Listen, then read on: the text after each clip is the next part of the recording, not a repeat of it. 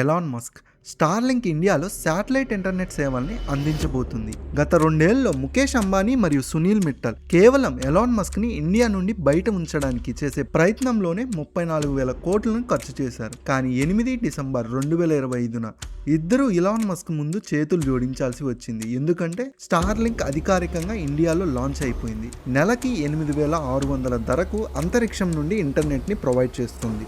మరియు ఈ అనౌన్స్మెంట్ వినగానే నాకు ఒకటి అనిపిస్తుంది, జియో మరియు ఎయిర్టెల్ వ్యాపారంలో ఒక నష్టం రాబోతుందని. ఎందుకంటే ఇండియాలో ఏళ్ల తరబడి ఇంటర్నెట్ మోనోపోల్ని సృష్టించారు. కానీ ఈరోజు ఒక విదేశీ కంపెనీ ముందు వాళ్ళు తలవంచాల్సి వస్తుంది. ఆ కంపెనీ భూమిపై ఒక్క టవర్ వేయదు, ఒక్క కేబుల్ను కూడా పరచదు. కేవలం స్పేస్ నుండి మీ ఇంటి వరకు ఇంటర్నెట్ అందిస్తుంది.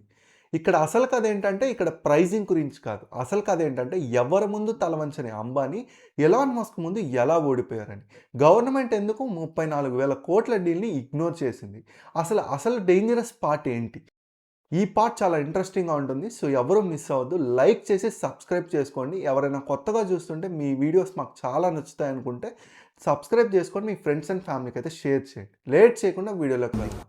వచ్చే కొన్ని రోజుల్లో ఏం జరగబోతుందంటే అది ఇండియా టెలికాం సెక్టార్ని ఎప్పటికీ మార్చేస్తుంది. ఎందుకంటే మిత్రులారా, ఇది కేవలం ఇంటర్నెట్ గురించి మాత్రమే కాదు. ఇది $43 బిలియన్ ఇండస్ట్రీకి సంబంధించిన విషయం. మరియు ఒక అటువంటి టెక్నాలజీ గురించి ఇది గవర్నమెంట్, ఆర్మీ, సామాన్య మానవుడు అందరికీ అయితే గేమ్ చేంజర్ అవుతుంది, లేదంటే డిజాస్టర్ అవుతుంది. కాబట్టి రాబోయే కొన్ని నిమిషాల్లో మెయిన్ స్ట్రీమ్ మీడియా మీ నుండి దాస్తున్న ఆ విషయాలన్నీ నేను మీకు చెప్తాను. ఫ్రెండ్స్, మొదటిగా స్టార్లింక్ ఎలా పనిచేస్తుందో ఒకసారి క్లియర్గా చూసుకుందాం. ట్రెడిషనల్ ఇంటర్నెట్ ప్రొవైడర్స్ అంటే జియో, ఎయిర్టెల్ లేదా బిఎస్ఎన్ఎల్ వంటివి భూమిపై ఇన్ఫ్రాస్ట్రక్చర్ని నిర్మిస్తాయి, ఫైబర్ ఆప్టిక్ కేబుల్స్ని పరుస్తాయి, మొబైల్ టవర్స్ను ఏర్పాటు చేస్తాయి. ప్రతి ఊరు, ప్రతి నగరంలో ఫిజికల్ ఇన్ఫ్రాస్ట్రక్చర్ని నిర్మించాల్సి ఉంటుంది. కానీ స్టార్లింక్ అప్రోచ్ పూర్తిగా భిన్నమైనది. ఎలాన్ మస్క్ కంపెనీ స్పేస్లో 7,800 కంటే ఎక్కువ శాటిలైట్ని లాంచ్ చేసింది. ఈ శాటిలైట్లు ఎర్త్ ఆర్బిట్లో తిరుగుతాయి. అంటే భూమి నుండి కేవలం 550 నుండి 1,200 కిలోమీటర్ల ఎత్తులో. దీనినే ట్రెడిషనల్ శాటిలైట్ ఇంటర్నెట్తో కంపేర్ చేయండి. అది 35,000 కిలోమీటర్ల ఎత్తులో జియో స్టేషనరీ శాటిలైట్ని ఉపయోగిస్తుంది.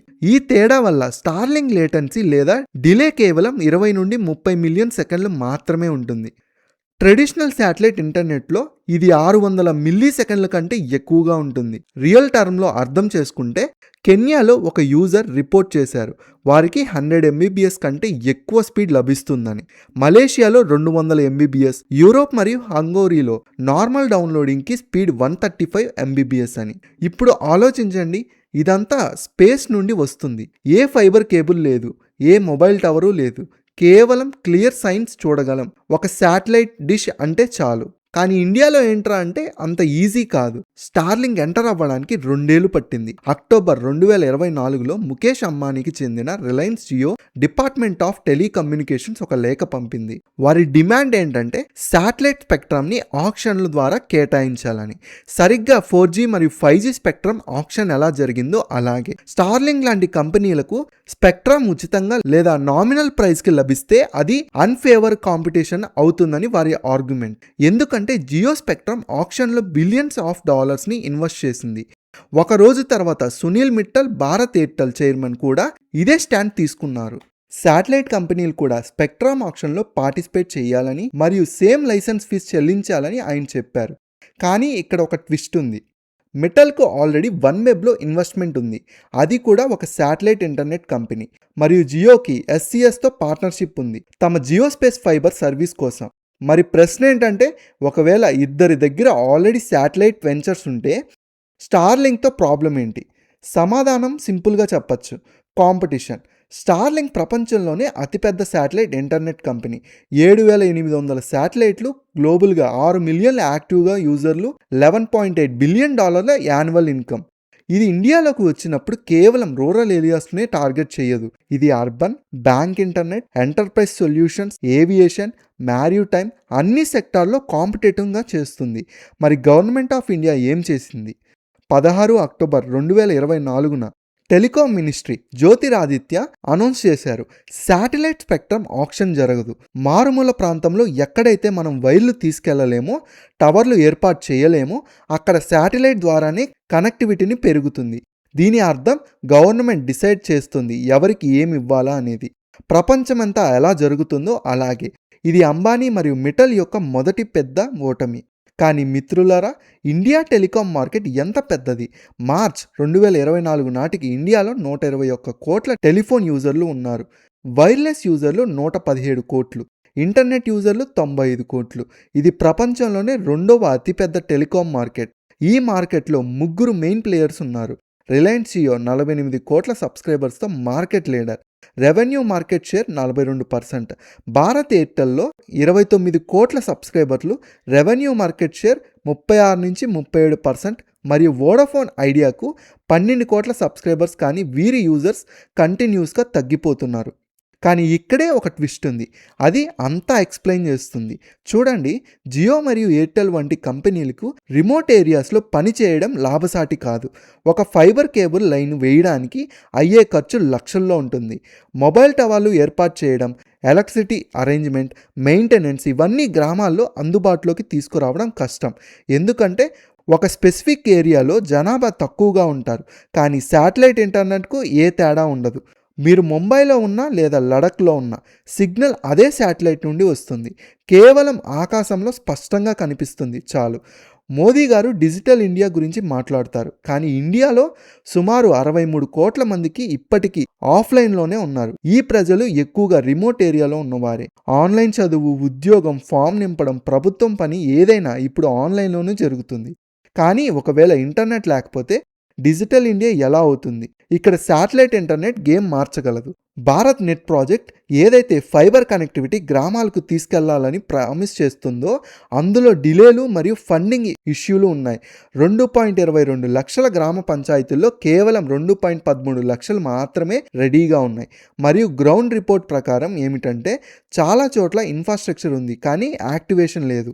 స్టార్లింక్ ఈ గ్యాప్ని ఫిల్ చేయగలదు, మరియు ఇదే కారణం గవర్నమెంట్కి స్టార్లింక్ను ఇండియాలోకి వెల్కమ్ చేయడానికి. కానీ ఫ్రెండ్స్, ఒక గమనించాల్సిన విషయం ఏంటంటే స్టార్లింక్ ధర నెలకి 8,600 ఉంటుంది.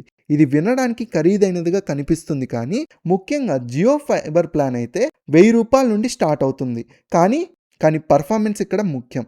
స్టార్లింక్ టార్గెట్ సామాన్య ప్రజలు కాదు, ధనవంతులు, కంపెనీలు మరియు రిమోట్ ఏరియాలో వీరి టార్గెట్. సముద్రంలో డ్రిల్లింగ్ చేసే ఒక ఆయిల్ కంపెనీ, ఇండియన్ ఓషన్లో ఉన్న ఒక ఫిషింగ్ కంపెనీ ఓడా, హిమాచల్ కొండల్లో ఉన్న ఒక హోటల్, వీరికి స్టార్లింక్ పర్ఫెక్ట్గా సూట్ అవుతుంది. గ్లోబల్ కంపారిజన్ చూస్తే ఇండియా ప్రైజింగ్ కాంపిటేటివ్గానే ఉంది. అమెరికాలో స్టార్లింక్ ప్లాన్ నెలకి $120 అంటే 10,000కి దగ్గరగా. హార్డ్వేర్ $499 అంటే దాదాపు 42,000. ఇండియాలో ఈ రెండు కొంచెం తక్కువ ధరే, కానీ ధర వార్త కేవలం ట్రైలర్ మాత్రమే. అసలు కథ మార్చ్ 2025లో మొదలైంది. ఇప్పుడు ఒక పెద్ద ట్విస్ట్ వచ్చింది. భారత్ ఎయిర్టెల్ అకస్మాత్తుగా అనౌన్స్ చేసింది తాము స్టార్లింక్తో కలిసి పనిచేస్తామని. మరియు సరిగ్గా మరుసటి రోజే రిలయన్స్ జియో కూడా సేమ్ అనౌన్స్మెంట్ చేసింది. కానీ ఒక్క సెకండ్, స్టార్లింక్ని ఇండియా బయట ఉంచాలనుకున్న జియో మరియు ఎయిర్టెల్ ఇప్పుడు వారి పార్ట్నర్లుగా మారారు. పెద్దవాడు అయ్యాడు బాబు. ఇదొక క్లాస్ బిజినెస్ ట్రిక్. ఒకవేళ ఓడించలేకపోతే కలిసిపోవడమే. చూడండి, అంబానీ మరియు మిట్టల్కి అర్థమైంది స్టార్లింక్ ఇండియాకి రావడం ఖాయమని. ఈ పార్ట్నర్షిప్ వల్ల జియో మరియు ఎయిర్టెల్ లాభం కూడా క్లియర్గా ఉంది. స్టార్లింక్ ఎక్విప్మెంట్ మరియు సర్వీస్ని వారి మ్యాసివ్ రిటైల్ నెట్వర్క్ ద్వారా అమ్ముతారు. జియోకి 1000కి పైగా స్టోర్లు ఉన్నాయి, మరియు ఎయిర్టెల్కి 1500కి పైగా. ఈ ఫిజికల్ ప్రెజెన్స్ స్టార్లింక్ స్వయంగా నిర్మించుకోవాలంటే సమయం మరియు డబ్బు రెండూ కావాలి. కస్టమర్ సమాచారం కూడా వారి దగ్గరే ఉంటుంది. ఎవరైతే కస్టమర్ జియో లేదా ఎయిర్టెల్ ద్వారా స్టార్లింక్ తీసుకుంటారో వారి డీటెయిల్స్ వారి డేటాబేస్లో ఉంటాయి, మరియు గ్రామాల్లో ఇంటర్నెట్ సొల్యూషన్ కూడా దొరికింది. ఇండియాలో మొత్తం ఫైబర్ ఇన్ఫ్రాస్ట్రక్చర్ నిర్మించడం అనేది ఒక ఇంపాసిబుల్ అని రెండే కంపెనీలకు తెలుసుకున్నాయి. శాటిలైట్ ఇంటర్నెట్ని వారి ఎగ్జిస్టెంట్ కనెక్షన్తో ఒక హెల్ప్ అవుతుంది, కానీ ఒక పెద్ద రిస్క్ ఉంది. అదేంటంటే దానిని ఇగ్నోర్ చేయలేం. స్టార్లింక్ ప్రపంచమంతా నేరుగా కస్టమర్కి సర్వీస్ ఇస్తుంది. పర్మిషన్ వచ్చిన తర్వాత వారు ఒంటరిగా ఆపరేట్ చేయరని గ్యారంటీ ఏంటి? పార్ట్నర్షిప్స్కి అగ్రిమెంట్స్ ఎలా ఉన్నాయో వాటి టర్మ్స్ అండ్ కండిషన్స్ ఏంటో కూడా పబ్లిక్లో లేవు. కానీ హిస్టరీ చూస్తే అర్థమవుతుంది.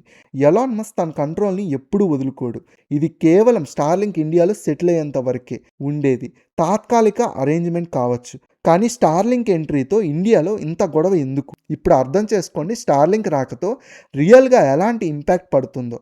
కాంపిటీషన్ అయితే వస్తుంది. జియో మరియు ఎయిర్టెల్ ఇండియాలో టెలికాం మార్కెట్‌లో ఉండటం చాలా ఛాలెంజింగ్‌గా మారుతుంది. ప్రస్తుతం ఇద్దరి కంపెనీలకి కలిసి 81% మార్కెట్ షేర్ కంట్రోల్ చేస్తున్నాయి. ప్రైజెస్‌ని ఎప్పుడు కావాలంటే అప్పుడు పెంచుకుంటున్నాయి. జులై 2024లో రేట్లు హైక్ చేశారు కదా!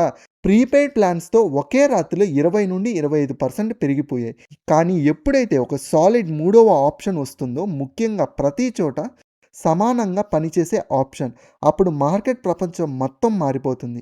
ధరపై ప్రెజర్ వస్తుంది. సర్వీస్ కావాలంటే బాగా చేయాల్సి ఉంటుంది. లేదంటే ప్రజలు స్విచ్ అయిపోతారు. మరియు గ్రామాల్లో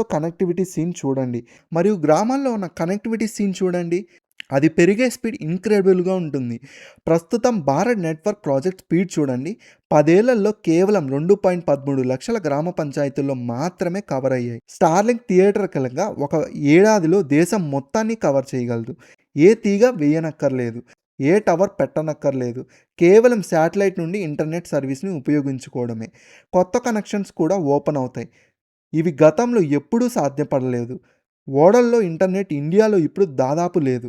స్టార్లింక్ ప్రపంచవ్యాప్తంగా ఆల్రెడీ ఎయిర్లైన్స్‌ని ఇస్తుంది. సముద్ర సెక్టార్‌లో ఇండియన్ ఓషన్‌లో వేల సంఖ్యలో కమర్షియల్ షిప్స్ ఉన్నాయి. ఇవి బెటర్ ఇంటర్నెట్ కోసం ఎదురుచూస్తున్నాయి. డిఫెన్స్ అప్లికేషన్స్, బోర్డర్ వద్ద ఎక్కడైతే నార్మల్ ఇన్‌ఫ్రాస్ట్రక్చర్ జీరోగా ఉందో లేదా ఫిజికల్‌గా నిర్మించడం కష్టం. కంపెనీ సెక్టార్లో రిమోట్ ఏరియా మరియు మైనింగ్ ఆపరేషన్, ఆయిల్ గిన్స్, disaster management, temporary event setups మీరు ప్రీమియం పే చేయడానికి సిద్ధంగా ఉంటారు. కాబట్టి ఫ్రెండ్స్, ఇది ఇండియా డిజిటల్ జర్నీలోనే ఒక టర్నింగ్ పాయింట్. రాబోయే ఏళ్లలో చాలా ఇంట్రెస్టింగ్గా మారబోతుంది. ప్రభుత్వం ఇచ్చే పర్మిషన్లు, బిజినెస్ స్టార్ట్ అవ్వడం, మార్కెట్ రెస్పాన్స్, ఇవన్నీ మనం క్లోజ్గా గమనించాలి.